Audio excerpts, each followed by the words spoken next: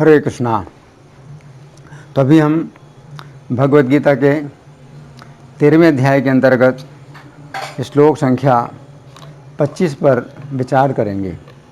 ध्यानेनात्मनि पश्यन्ति केचिदात्मानम् आत्मनाम् अन्ये सांख्येन योगेन कर्मयोगेन च परे। तो यहाँ पर भगवान कह रहे हैं कि ध्यानेन आत्मनि पश्यन्ति, ध्यान के द्वारा अपने अंदर देखते हैं। कैसे? यानी कोई लोग ऐसे हैं जो ध्यान के द्वारा अपने अंदर देखते हैं। आत्मानम आत्मना, आत्मानम यानी परमात्मा को, तो आत्मना यानी अपने मन से अपने अंदर परमात्मा को देखते हैं। अन्य सांख्य न योग, अन्य लोग जो है सांख्य योग की विधि से यही कार्य कर लेते हैं। और कर्मयोग न चापरे, और अन्य लोग हैं कर्मयोग के द्वारा भी इस कार्य को कर लेते हैं, यानी दर्शन कर लेते हैं। अब हम सुनेंगे प्रभुपाद तात्पर्य में क्या लिखते हैं। श्रील प्रभुपाद की जय।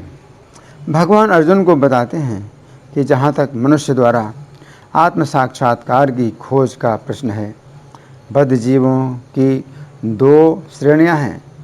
जो लोग नास्तिक, अज्ञेयवादी तथा संशयवादी हैं, वे आध्यात्मिक ज्ञान से विहीन हैं, किंतु अन्य लोग जो आध्यात्मिक जीवन संबंधी अपने ज्ञान के प्रति श्रद्धावान हैं, वे आत्मदर्शी भक्त, दार्शनिक तथा निष्काम कर्मयोगी कहलाते हैं।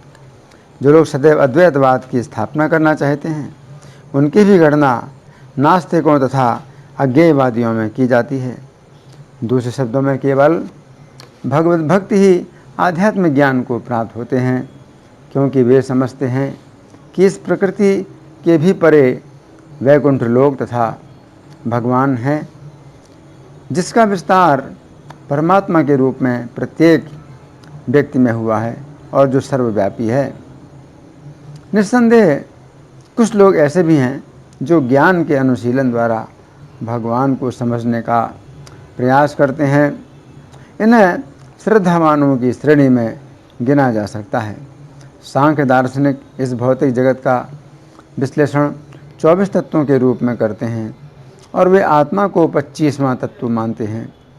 जब वे आत्मा की प्रकृति को भौतिक तत्वों से परे समझने में समर्थ होते हैं, तो वे ये भी समझ जाते हैं कि आत्मा के भी ऊपर भगवान हैं और वे 26वें तत्व हैं। इस प्रकार वे भी क्रमशः कृष्ण भावनामृत की भक्ति के स्तर तक पहुंच जाते हैं। जो लोग निष्काम भाव से कर्म करते हैं, उनकी भी मनोवृत्ति सही होती है। उन्हें कृष्ण भावनामृत की भक्ति के पद तक बढ़ने का अवसर दिया जाता है। यहाँ पर यह कहा गया है कि कुछ लोग ऐसे होते हैं जिनकी चेतना शुद्ध होती है और वे ध्यान द्वारा परमात्मा को खोजने का प्रयत्न करते हैं, और जब वे परमात्मा को अपने अंदर खोज लेते हैं तो वे दिव्य पद को प्राप्त होते हैं। इसी प्रकार अन्य लोग हैं जो ज्ञान के अनुशीलन द्वारा परमात्मा को जानने का प्रयास करते हैं। कुछ ऐसे भी हैं जो हठ योग द्वारा अपने बालकों जैसे क्रियाकलापों द्वारा भगवान को प्रसन्न करने का प्रयास करते हैं। तो यहाँ प्रभुपाद का तात्पर्य समाप्त हुआ और हम सुनेंगे श्री भगवान ने कहा में इस श्लोक की कैसी व्याख्या हुई है। पिछले श्लोक में श्री कृष्ण ने बताया था कि जो व्यक्ति श्री कृष्ण को जान लेता है कि वे ही जीव के एकमात्र आराध्य हैं, तथा प्रकृति को जान लेता है कि इसके 3 गुण उन्हीं जीवों को बांधते हैं जो श्री कृष्ण से विमुख होते हैं, वह श्री कृष्ण की ही शरण लेता है तथा उनके धाम में जाकर इस भौतिक जगत में पुनः जन्म नहीं लेता है। उस समय अर्जुन के मन में शंका हुई कि यदि इस प्रकार जान लेने से व्यक्ति जन्म के बंधन से मुक्त हो जाता है, तो श्री कृष्ण को इस प्रकार जानने की विधि क्या है। अंतर्यामी होने के कारण श्री कृष्ण अर्जुन की शंका को समझ गए, अतः उन्होंने इस श्लोक में ऐसी 3 विधियां बताई हैं जिनके द्वारा श्री कृष्ण को इस प्रकार जाना जाता है। इस श्लोक में श्री कृष्ण की 3 अत्यंत महत्वपूर्ण शिक्षाएं हैं जिनकी हम क्रम पूर्वक चर्चा करेंगे। अब पहली अत्यंत महत्वपूर्ण शिक्षा, इस श्लोक की प्रथम पंक्ति के शब्द हैं ध्यानेन आत्मनि पश्यन्ति केचित् आत्मानम आत्मना, अर्थात कुछ लोग ध्यान के द्वारा श्री कृष्ण को अपने भीतर देखते हैं। तो यहाँ पर श्री कृष्ण कह रहे हैं कि कुछ लोग ध्यान के ही द्वारा श्री कृष्ण को अपने भीतर देखते हैं। श्री कृष्ण की इस बात से पता चलता है कि ध्यान का विषय श्री कृष्ण ही हैं। जो लोग निराकार का ध्यान करते हैं या शून्य का ध्यान करते हैं या प्रकाश का ध्यान करते हैं तो यह ध्यान की विधि नहीं है। गीता 6:10 में श्री कृष्ण कहते हैं कि योगी को परमात्मा के रूप में श्री कृष्ण का ध्यान एकांत में तथा अकेले होकर करना चाहिए। एकांत स्थान में भी 2 व्यक्ति एक साथ ना रहें। ध्यान की विधि यही है। उक्त श्लोक के तात्पर्य में श्रील प्रभुपाद लिखते हैं योगी का पहला कर्तव्य है कि वह श्री कृष्ण पर अपना ध्यान सदैव एकाग्र रखे। उसे सदैव श्री कृष्ण का चिंतन करना चाहिए और एक क्षण के लिए भी उन्हें भुलाना नहीं चाहिए। परमेश्वर में मन की एकाग्रता ही समाधि कहलाती है। मन को एकाग्र करने के लिए सदैव एकांतवास करना चाहिए इति। तो यहाँ पर श्री कृष्ण कह रहे हैं कि कुछ लोग ध्यान के द्वारा श्री कृष्ण को अपने भीतर देखते हैं। भागवत के 3 स्कंध के अंतर्गत अध्याय संख्या 28 में वर्णन आता है कि योगी को योगाभ्यास के द्वारा अपने मन को पूर्ण रूप से शुद्ध बनाकर अपनी अध खुली आँखों से नाक के अग्रभाग में ध्यान को केंद्रित करके श्री कृष्ण का स्वरूप इस प्रकार देखना चाहिए। श्री कृष्ण का मुख उत्फुल्ल कमल के समान है, उनका श्यामल शरीर नीले कमल के समान है, उनकी कमर में पीला तथा चमकीला वस्त्र शोभायमान है, वे भक्तों के हृदय में स्थित कमल पर आसीन हैं। उनका रूप देखने से नेत्रों का चरम फल प्राप्त होता है। उनका दर्शन करके भक्तों के मन तथा नेत्र अत्यंत प्रसन्न होते हैं। श्री कृष्ण के दर्शन से सुंदर वस्तुओं को देखने की चाहत पूरी हो जाती है। श्री कृष्ण शाश्वत रूप से अत्यंत सुंदर हैं। उनका शरीर चिर युवा है और अपने भक्तों पर कृपा करने के लिए अत्यंत उत्सुक हैं। योगी को श्री कृष्ण के संपूर्ण रूप का स्थिरतापूर्वक ध्यान करना चाहिए। फिर योगी को श्री कृष्ण के उन चरणों का ध्यान करना चाहिए जो वज्र, अंकुश, ध्वजा तथा कमल के चिन्हों से सुशोभित हैं। योगी को श्री कृष्ण की नाभि का ध्यान करना चाहिए जो उनके उदर के मध्य में स्थित है तथा जिससे वह कमल उत्पन्न हुआ जिसमें ब्रह्मा जी का जन्म हुआ। श्री कृष्ण के वक्षस्थल में लक्ष्मी जी निवास करती हैं। श्री कृष्ण की नाक अत्यंत उन्नत है तथा उनके स्वच्छ कपोलों पर उनके कुंडलों का प्रकाश पड़ रहा है। श्री कृष्ण का सुंदर मुख उनके घुंघराले बालों से घिरा हुआ है। श्री कृष्ण की मुस्कान ऐसी है कि वह घोर शोक से उत्पन्न अश्रुओं के समुद्र को सुखाने वाली है। तो यहाँ पर श्री कृष्ण कह रहे हैं कि कुछ लोग ध्यान के द्वारा श्री कृष्ण को अपने ही अंदर देखते हैं। तो यहाँ पर श्री कृष्ण कह रहे हैं कि कुछ लोग ध्यान के द्वारा श्री कृष्ण का साक्षात्कार करते हैं। भागवत के 3 स्कंध के अंतर्गत अध्याय संख्या 21 में वर्णन आता है कि ब्रह्मा जी के आदेश से कर्दम मुनि ने सरस्वती नदी के तट पर 10,000 वर्षों तक उपरोक्त प्रकार से श्री कृष्ण का ध्यान किया। उस समय श्री कृष्ण ने प्रसन्न होकर कर्दम मुनि को अपना साक्षात दर्शन दिया।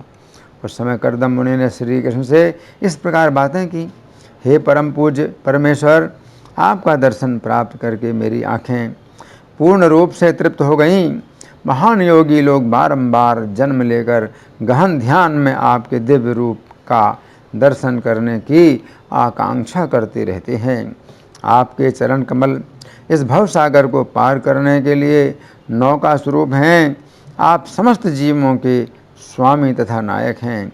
मैं आपकी शरण लेता हूँ। इति इस प्रकार हम देखते हैं कि करदम मुनि ने श्री कृष्ण का दर्शन करके तथा उनसे आदेश प्राप्त करके इस जन्म मृत्यु के बंधन को मिटा दिया। अब दूसरी अत्यंत महत्वपूर्ण शिक्षा, इस श्लोक की दूसरी शिक्षा के अनुसार शब्द हैं अन्य सांख्येन योगेन पश्यन्ति आत्मानम आत्मना, अर्थात अन्य लोग दूसरी विधि अर्थात सांख्य योग के द्वारा श्री कृष्ण को अपने भीतर देखते हैं। तो यहाँ पर श्री कृष्ण कह रहे हैं कि कुछ अन्य लोग दूसरी विधि से अर्थात सांख्य योग की विधि से श्री कृष्ण की प्राप्ति करते हैं। गीता 2:69 में श्री कृष्ण कहते हैं कि जो सभी जीवों के लिए रात्रि है वह आत्मसंयमी के लिए जागने का समय है, और जो समस्त जीवों के जागने का समय है वह आत्मनिरीक्षक मुनि के लिए रात्रि है।